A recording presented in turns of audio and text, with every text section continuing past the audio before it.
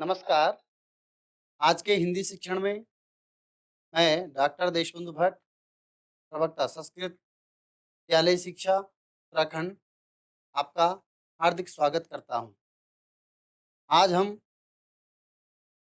कक्षा 12 की विषय हिंदी की पाठ्यपुस्तक आरोह के अध्याय 7 तुलसीदास भाग 2 पढ़ेंगे। इसमें हमारे चर्चा के बिंदु होंगे। पहले भाग का सारांश, कविता का सस्वर वाचन, कठिन शब्दों के अर्थ और पाठ में आए हुए प्रश्नोत्तर। पिछले पाठ का सारांश हम बताते हैं। पिछले भाग में हमने पढ़ा था महाकवि गोस्वामी तुलसीदास जी का जीवन परिचय, और पिछले दो कवित्त और सवैया हमने पिछले भाग में पढ़े थे। उनमें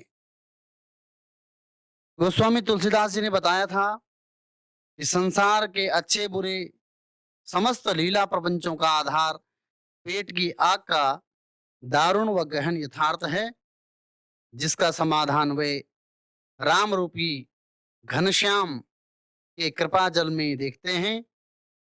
उनकी राम भक्ति पेट की आग बुझाने वाली, यानी अर्थात जीवन के यथार्थ संकटों का समाधान करने वाली है, साथ ही जीवन बाह्य आध्यात्मिक मुक्ति देने वाली भी है। तो इस तरह से गोस्वामी तुलसीदास जी ने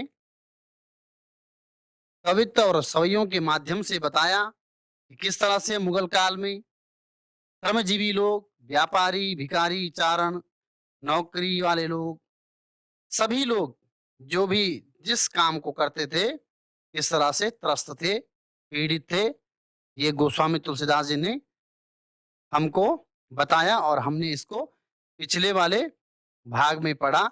और उसमें गोस्वामी तुलसीदास जी ने कहा कि केवल और केवल वेद और पुराण तो यह कहते ही हैं, आज लोक जीवन और लोक व्यवहार में भी यही सब अनुभव किया जा रहा है कि राम ही रक्षा कर सकते हैं और भगवान राम का नाम ही हमें इस महादुख से छुटकारा दे सकता है। अगला जो पद्य था उसमें उन्होंने अपने लिए कहा था कि मुझे कोई धूर्त समझे, कोई फकीर समझे, कोई साधु समझे, कोई सन्यासी समझे, मैं तो केवल आनंद लेता हूँ जीवन का और भगवान श्री राम का ही गुलाम हूँ, भगवान श्री राम का ही भक्त हूँ और किसी से मुझे कोई लेना देना नहीं है। तो ये पिछले भाग का सारांश था।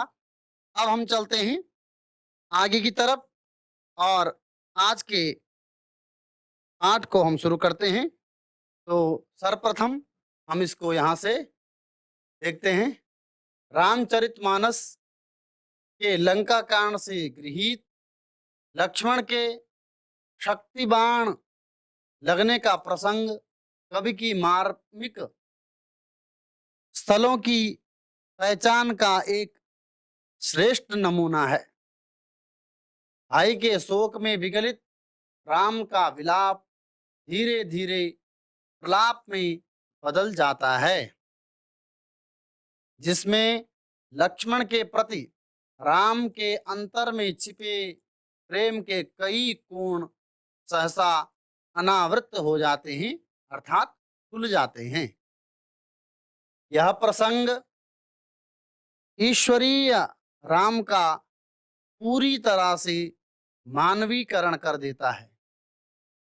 भगवान श्री राम ईश्वर हैं, लेकिन लीला वो मनुष्यों वाली कर रहे हैं। तो गोस्वामी तुलसीदास जी ने उनका पूरा मानवीकरण इसमें किया है, जिससे पाठक का काव्य मर्म से सीधे जुड़ाव हो जाता है और वह भक्त तुलसी के भीतर से कवि तुलसी के उभर आने और पूरे प्रसंग पर उसके छा जाने की अनुभूति करता है।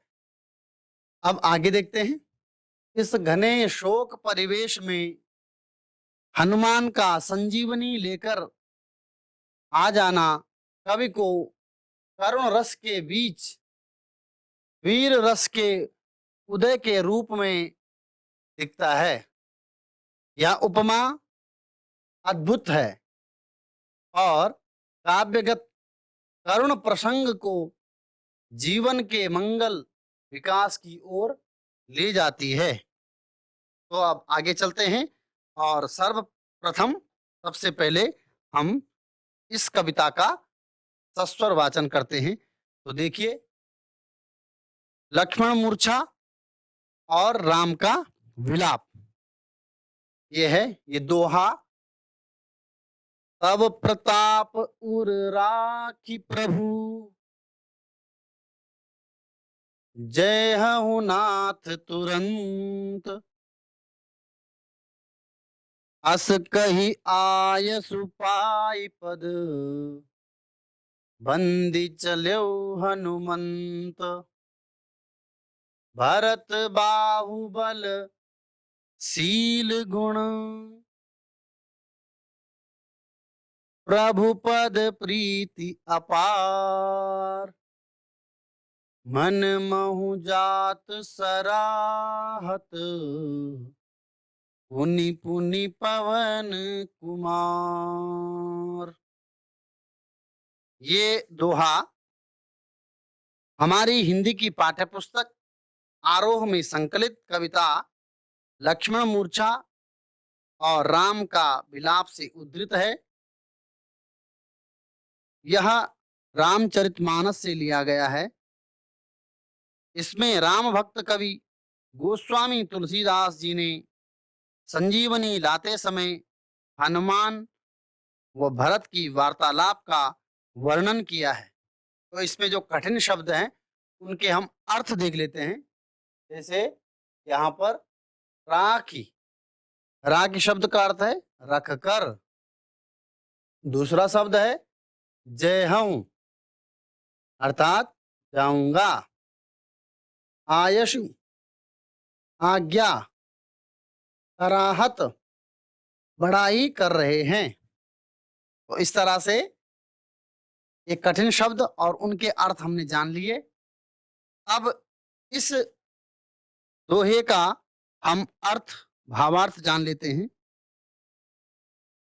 प्रिय विद्यार्थियों, यह दोहा छंद उस समय का है जब हनुमान जी संजीवनी का पता न होने पर सारे पर्वत को उठाकर अयोध्या नगरी के ऊपर से गुजरे। तो भरत ने उन्हें राक्षस समझकर बाण से घायल कर दिया और बाद में उन्हें राम भक्त पाने पर उनका स्वागत किया।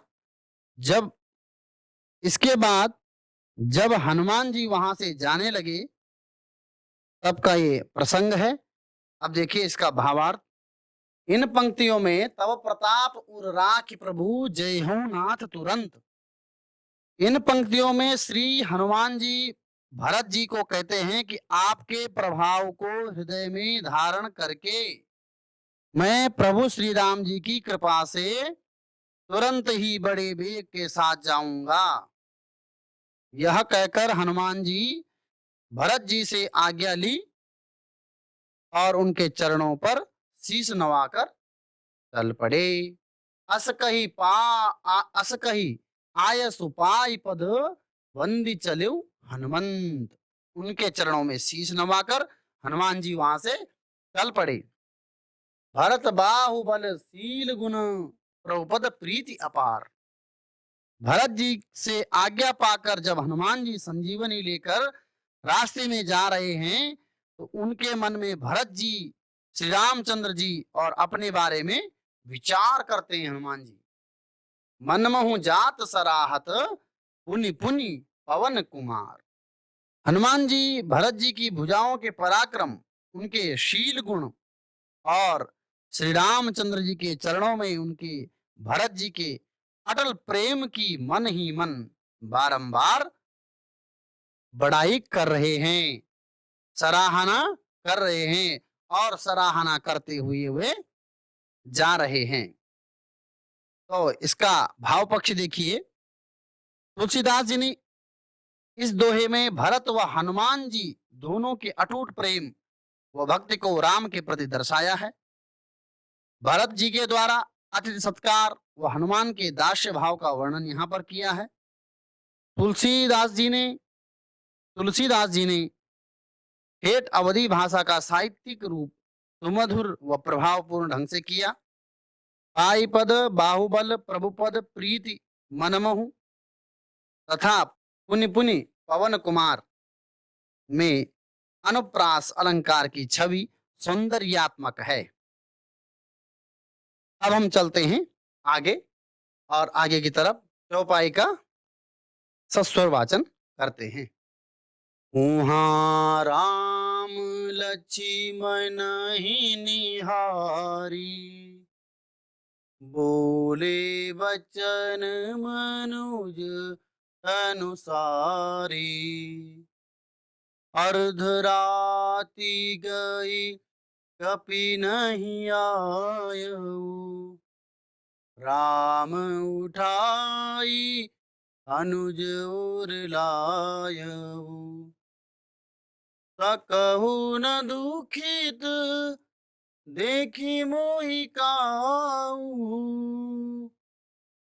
बंधु सदा तब मृदुल सुभाऊ। मम हित लागी सजहु पीतु माता, सहेहु विपिन हिम आतप बाता। तो इसमें जो कठिन शब्द आए हैं, उन कठिन शब्दों के हम पहले अर्थ जान लेते हैं, उसके बाद इसका भावार्थ आपको बताएंगे। मनुज अनुसारी, मनुज अनुसारी का अर्थ होता है मानवोचित। कपि, कपि शब्द का अर्थ होता है बंदर। यहाँ हनुमान के लिए प्रयुक्त शब्द है कपि। तजेहु, तजेहु का अर्थ होता है त्यागते हो। विपिन, विपिन शब्द का अर्थ है जंगल। आतप, आतप का अर्थ होता है धूप। बाता अर्थात हवा और तूफान, बाता। तो ये कठिन शब्द इसमें आए हैं। अब हम इन चौपाइयों का अर्थ जानते हैं, सब प्रसंग संदर्भ सहित इनकी व्याख्या करते हैं। प्रस्तुत चौपाई हमारी हिंदी की पाठ्यपुस्तक आरोह में संकलित कविता लक्ष्मण मूर्छा और राम का विलाप से ली गई है, जो गोस्वामी तुलसीदास विरचित हिंदी के महाकाव्य रामचरितमानस से उद्धृत हैं। इन चौपाइयों में तुलसीदास जी ने राम की मनोदशा का, उस मनोदशा का वर्णन किया है जब लक्ष्मण मूर्छा पर वे हनुमान जी द्वारा लाई जाने वाली संजीवनी का इंतजार कर रहे हैं, प्रतीक्षा कर रहे हैं। इस समय राम जी की दशा एक भगवान के रूप में न होकर एक व्याकुल मनुष्य के रूप में हो रही है। तो इसका भावार्थ देखिए। उहाँ राम लक्ष्मण ही निहारी, बोले बचन मनुज अनुसारी। गोस्वामी तुलसीदास जी कहते हैं कि मूर्छित लक्ष्मण को देखकर श्री रामचंद्र जी का मन चिंतित दशा से युक्त है। लक्ष्मण को कपिदल में मूर्छित देखकर श्री रामचंद्र जी ऐसे वचन कहने लगे जो मनुष्यों के कहने के योग्य हैं, मनुज अनुसारी। जैसे कोई मनुष्य बोलता है जब विपत्ति में मनुष्य पड़ता है, उस तरह के वचन श्री रामचंद्र जी कहने लगे। भाव यह है कि श्री रामचंद्र जी तो परमात्मा हैं, वह सब जानते हैं। लक्ष्मण का मूर्छित होना उनकी ही लीला मात्र था। इस हेतु ऐसे वचन बोले कि जैसे कोई साधारण मनुष्य अपने भाई को आघात पहुंचने पर कहता हो। श्री रामचंद्र जी कहते हैं कि अर्धरात्र गई कपि नहीं आयऊ, अर्थात आधी रात हो चुकी है, हनुमान अभी तक नहीं आए। यह कहकर श्री रामचंद्र जी लक्ष्मण को उठाकर हृदय से लगा लिया और कहने लगे, सकौ न दुखित देखि मोहि काऊ, बंधु सदा तब मृदुल स्वभाव। हे बंधु, हे भाई, तुम्हारा स्वभाव सदा से ही विनम्र रहा है। तुम कभी मुझे दुखित नहीं देख सकते। सकौ न दुखित देखि मोहि काऊ, कभी भी मुझे दुखित नहीं देख सकते, कष्ट में नहीं देख सकते। तुमने मेरे ही कारण, अर्थात मेरे लिए ही माता पिता त्याग दिए। मम हित लाग तजेऊ पितु माता, तयो आप मम हित लाग तजेऊ पितु माता, उन्हें छोड़ दिया, माता पिता घर में छोड़ दिए और मेरे साथ वन में आए। वन में कड़ी ठंड, कड़ी धूप, ठंड और वायु को यहाँ पर सहन किया। मूर्छित लक्ष्मण को गले से लगाकर श्री राम जी उसके त्यागों, उसके त्याग, प्रेम और भ्रातृभाव को प्रकट कर रहे हैं। अब आगे देखते हैं इसका तत्स्वरवाचन। सो अनुराग कहाँ अब भाई, उठाओ न सुनी मम बच बिकलाई। जो जन त्यो बन बंधु बिछो, पितु बचन मन त्यो नहीं हो। सुत वित नारी भवन परिवार, होई जाहि जग बारहि बारा। अस विचारी जिया जाग होता, मिलही न जगत सहोदर भ्राता। इसमें जो कठिन शब्द आए हैं, उन कठिन शब्दों के सबसे पहले हम अर्थ जान लेते हैं। जनते हूं, यदि जानता। मनते हूं, मानता। वित्त अर्थात धन। नारी स्त्री, पत्नी, यहाँ पर पत्नी के अर्थ में नारी शब्द प्रयोग किया गया है। बारह ही बारह, बार बार ही। जिया मन में। विचारी अर्थात विचार कर। अब इन चौपाइयों का हम भावार्थ जान लेते हैं। श्री रामचंद्र जी अपने व्याकुल मन द्वारा प्रश्न करते हैं, सो अनुराग कहाँ अब भाई। हे भाई, वह तुम्हारा प्रेम, वह तुम्हारा अनुराग, प्यार अब कहाँ। तुम मेरे वचनों की व्याकुलता देखकर क्यों नहीं उठ बैठते। उठो न सुनी मम बच विकलाई। तुम तो हमारे एक कहने मात्र से ही, देखने मात्र से ही उठ खड़े होते थे। अब मैं इतनी बार कह रहा हूं, हे लक्ष्मण, हे मेरे भाई, तुम खड़े क्यों नहीं उठते। श्री राम जी लक्ष्मण की आज्ञा पालन की याद करते हुए इन प्रश्नों को जानना चाहते हैं। भ्रातृ प्रेम में वे कहते हैं कि यदि मैं यह जानता कि वन में भाई बिछुड़ जाएगा, ज्यों जनतेऊ बन बंद बिछो।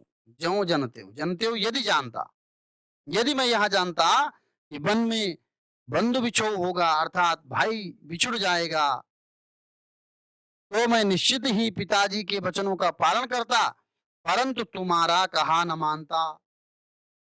अब आगे देखते हैं। सुत वित नारी भवन परिवारा, हो ही जा ही जग बारह ही बारह। अस विचार जिया जाग होता था, मिलई न जगत सहोदर भ्राता। इन पंक्तियों में तुलसीदास जी कहते हैं कि संसार में पुत्र, धन, स्त्री, घर और परिवार के लोग बार-बार मिलते हैं और बिछुड़ते रहते हैं। ऐसा हृदय में विचार कर रहे हैं। हे प्यारे, चैतन्य हो जाओ, जाग जाओ, क्योंकि संसार में एक पेट से उत्पन्न भाई भी इस प्रकार हेल-मेल से नहीं रहते, जिस प्रकार आपका बर्ताव हमारे प्रति रहा है। भाव यह है कि तुम्हारे समान भ्रातृ प्रेम अभी तक देखने में नहीं आया है। अस विचार जिह जागहु ताता, मिलहि न जगत सहोदर भ्राता। इस तरह से परस्पर प्रेम से तो सहोदर भाई अर्थात एक माँ के पुत्र से, एक माँ के पेट से उत्पन्न भाई भी नहीं रहते हैं, जिस तरह से तुम मेरे साथ हमेशा रहे हैं।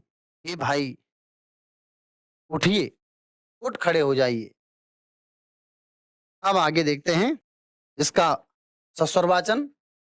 जथा पंख बीनु खग अति दीना, मति भी मनि बीनु फनी करिवर करहीना। अस मम जीवन बंधु बीनु तो ही, क्यों जड़ देव जीवावे मोही। जय हूँ अवध कवन मुँह लाई, नारी है तू प्रिय भाई गवाई। तो सबसे पहले इसमें जो कठिन शब्द आए हैं उनके अर्थ जान लेते हैं। जथा अर्थात जैसे, दीना दरिद्र, मणि नागमणि, फनी अर्थात सांप, यहाँ मणि सर्प, करिवर करिवर हाथी, कर हाथी की जो सूंड होती है कर उसे कहते हैं। मम मेरा, बिन तो ही तुम्हारे बिना। तो इन शब्दों के हमने अर्थ जान लिए हैं। अब हम इसका भावार्थ जानते हैं। इन पंक्तियों में तुलसीदास जी ने कुछ सुंदर उदाहरणों द्वारा भ्रातृ प्रेम का अलौकिक वर्णन किया है और भाई के खोने की श्री राम जी की मनोस्थिति मनः स्थिति का अत्यंत मार्मिक चित्रण प्रस्तुत किया है। गोस्वामी तुलसीदास जी पक्षी, सर्प व हाथी के उदाहरणों द्वारा श्री राम जी की मनोदशा का मार्मिक वर्णन करते हुए कहते हैं कि जिस प्रकार पक्षी बिना पंखों के अत्यंत दयनीय स्थिति में आ जाता है, तथा पंख बिनु खग अति दीना, मनि बिनु फनि करिवर करहीना। और बिना मणि के फणि फणि पर सर्प दुखी होता है और बिना सूंड के हाथी दुखित हो जाता है। करिवर करहीना, करिवर अर्थात हाथी, कर अर्थात सूंड, सूंड के बिना हाथी दुखित हो जाता है। उसी प्रकार हे भाई, तुम्हारे बिना मेरा जीवन कैसे होगा। भाव यह है कि तुम्हारे बिना मेरा जीवन नहीं होना चाहिए। यदि कदाचित विधाता ने मेरे प्राण रहने दिए तो मैं अवश्य ही असहाय हो जाऊंगा। असमम जीवन बंधु बिन तोई, ज्यों जड़ दैव जीवावे मोही। अब आगे कह रहे हैं, गोस्वामी तुलसीदास जी कहते हैं राम के उन विचारों को प्रकट करते हुए जिनमें उन्हें भाई की हानि अन्य सभी हानियों से बड़ी लग रही है। स्त्री के निमित्त अपने प्यारे भाई को खोकर मैं अयोध्या में कौन सा मुंह लेकर जाऊंगा। जय हूं अवध कवन मुंह लाई, नारी हे तु प्रिय भाई गवाई। भाव यह है कि लज्जा के मारे, शर्म के मारे अयोध्या वासियों को अपना मुंह न दिखाया जाएगा। चाहे अपकीर्ति संसार में भले ही सह लेता, क्योंकि स्त्री की हानि कोई बड़ी हानि नहीं है। इस तरह से यहाँ पर गोस्वामी तुलसीदास जी इन चौपाइयों में वर्णन कर रहे हैं। और अब आगे इनका इन चौपाइयों का सस्वर वाचन। बरु अपजस सहते हूँ जग माही, नारी हानि विशेष क्षति नाही। अब अप लोको तो को सुत तोरा, तही ही निठुर कठोर उर मोरा। निज जननी के एक कुमारा, तात तास तुम प्राण आधारा। सौंप सिमोहि तुमहि गहि पानी, तब विधि सुखद परम हित जानी। अब इसमें जो कठिन शब्द आए हैं उनके अर्थ हम जान लेते हैं। बरु, बरु अर्थात चाह। अपजस, अपजस अर्थात अपयश, कलंक। सहते हूं, सहना पड़ेगा। क्षति अर्थात क्षति, हानि। निठुर, निष्ठुर, हृदयहीन। ताशु, उसके। मोही, मुझे। पानी अर्थात हाथ। अब इन पंक्तियों का हम भावार्थ जानते हैं। गोस्वामी तुलसीदास जी इन पंक्तियों में श्री राम जी के दुखद हृदय की स्थिति का वर्णन किया है तथा भ्रातृ प्रेम का अनुपम दृश्य प्रस्तुत किया है। वह मनुष्य रूप में सभी मोह और भावों को निभाते हुए मर्यादा का रूप धारण किए हुए हैं। गोस्वामी तुलसीदास जी कहते हैं कि रामचंद्र जी लक्ष्मण मूर्छा पर अति व्याकुल हैं और अपनी माताओं के बारे में सोचते हैं। अब यह मेरा वज्र हृदय इस अपजस और तुम्हारे दुख को सहन करेगा। बरु अपजस कहते जग माही, नारे हानि विशेष क्षति नाही। हे प्यारे, अपनी माता का जो मैं अकेला पुत्र हूं, लेकिन उसके प्राणों के आधार तुम थे। निज जननी के एक कुमारा, तात तास तुम प्राण आधारा।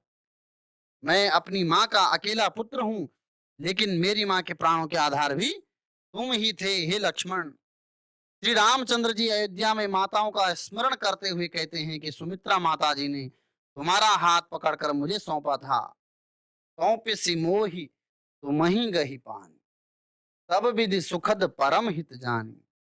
यह जानकर कि मैं तुम्हारा सब प्रकार से सुखदाई और बड़ा हितैषी हूँ, हे भाई, तुम उठकर मुझे यह समझाते क्यों नहीं कि सुमित्रा माता जी को क्या उत्तर दूंगा। भाव यह है कि लक्ष्मण के बिना श्री रामचंद्र जी अपने आप को अचेतन और लज्जित मान रहे हैं। अब आगे देखते हैं इसका सस्वर वाचन। उतर काहा दई हूँ तेई जाई, उठ किन मोहि सिखावहु भाई। बहुविधि सोचत सोच विमोचन, स्रवत सलिल राजीव दल लोचन। उमा एक अखंड रघुराई, नर गति भगत कृपाल दिखाई। इसमें आए हुए कठिन शब्दों का अर्थ जान लीजिए। उतर का हृदय हूं, क्या उत्तर दूंगा। सोच विमोचन, शोक दूर करने वाला। स्रवत, सूता है। अब इसका हम भावार्थ जान लेते हैं। गोस्वामी तुलसीदास जी कह रहे हैं कि भगवान श्री राम विलाप करते हुए कहते हैं कि हे भाई, तुम उठकर मुझे यह समझाते क्यों नहीं कि सुमित्रा माता जी को मैं क्या उत्तर दूंगा। कहने का आशय यह है कि बिना लक्ष्मण के श्री रामचंद्र जी अपने आप को अचेतन समझ रहे हैं। अब अंतिम चौपाई में इसमें भगवान शंकर महादेव जी पार्वती से कहते हैं कि सोच को छुड़ाने वाले प्रभु स्वतः नाना प्रकार सोच कर रहे थे। उमा, हे उमा सुनिए, हे उमा, हे पार्वती, एक अखंड अगुरा एक अखंड रघुराई।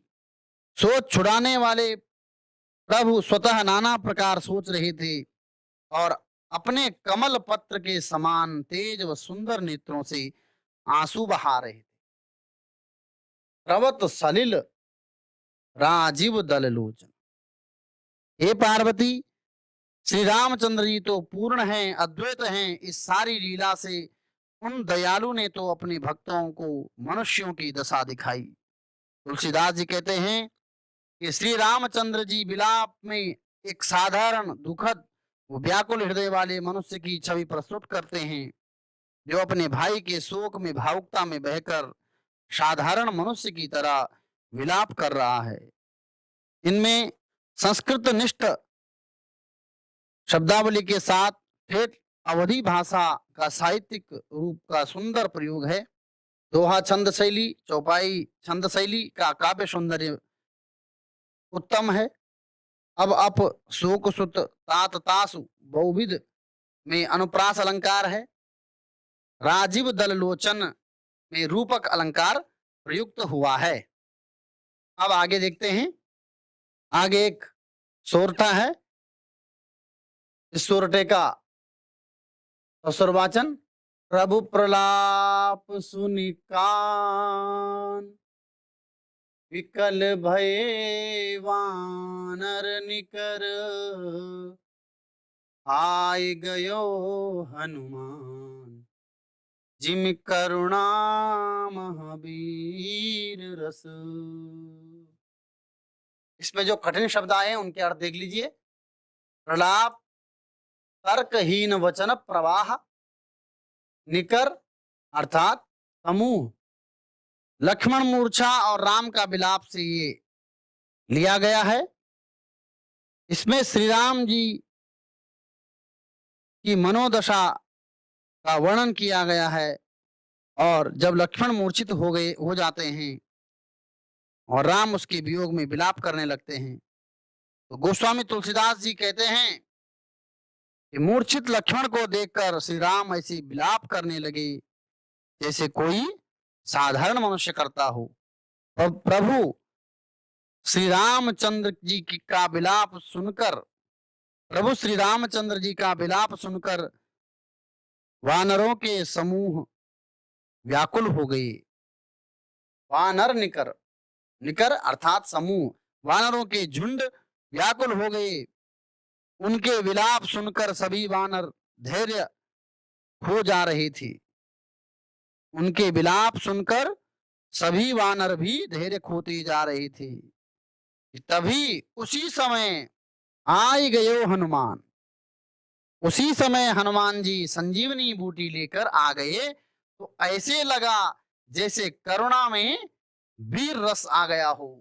करुणा में वीर रस अर्थात कहीं करुण प्रसंग चल रहा हो, उसमें वीर रस आ गया हो। साहित्य में जैसे कहीं करुण रस चल रहा हो और उसमें वीर रस आ गया हो। तो इसका भाव पक्ष देख लीजिए। तुलसीदास जी ने श्री रामचंद्र के विलाप के समय हनुमान द्वारा संजीवनी बूटी लाना दर्शाकर वातावरण में करुणा के स्थान पर वीर रस का समावेश करके अपने काव्य कौशल का इसमें परिचय दिया है। कला पक्ष इसमें संस्कृत निष्ठ शब्दावली के साथ साहित्यिक अवधि भाषा का सुंदर प्रयोग हुआ है। देखिए, प्रलाप ये संस्कृत निष्ठ शब्द है, विकल ये संस्कृत निष्ठ शब्द है। अब निकर जो है अवधि शब्द है, गयो अवधि शब्द है, आई अवधि शब्द है, जिमी अवधि शब्द है, तो ये महा अवधि शब्द है। तो इस तरह से संस्कृत निष्ठ शब्दावली के साथ अवधि भाषा के शब्दों का सुंदर प्रयोग इसमें किया गया है। और अब आगे देखते हैं इसमें प्रश्न अभ्यास जो आपकी पाठ्य पुस्तक में है उनको देखते हैं।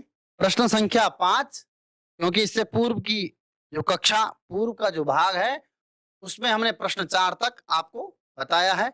व्याख्या करें।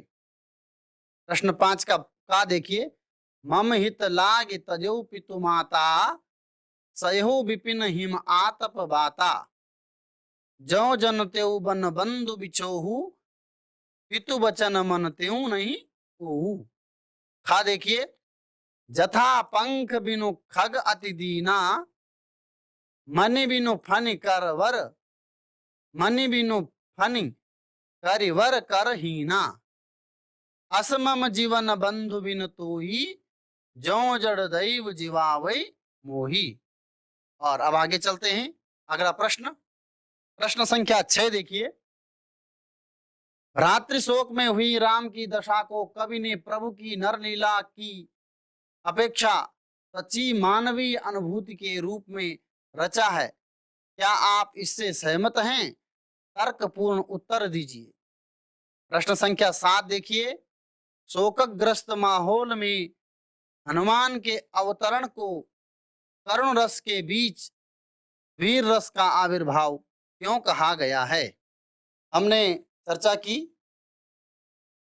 पहले भाग का सारांश हमने आज जाना, इस कविता का सस्वर वाचन किया, कठिन शब्दों के अर्थ जाने और पाठ में आए हुए प्रश्नोत्तर हमने यहाँ पे जाने। अब आपको गृह कार्य दिया जाता है।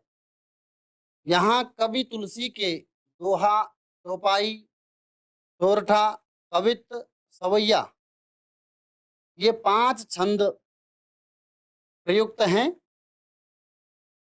इसी प्रकार तुलसी काव्य में, इसी प्रकार तुलसी साहित्य में और छंद तथा काव्य रूप आए हैं। ऐसे छंदों व काव्य रूपों की सूची बनाएं। धन्यवाद।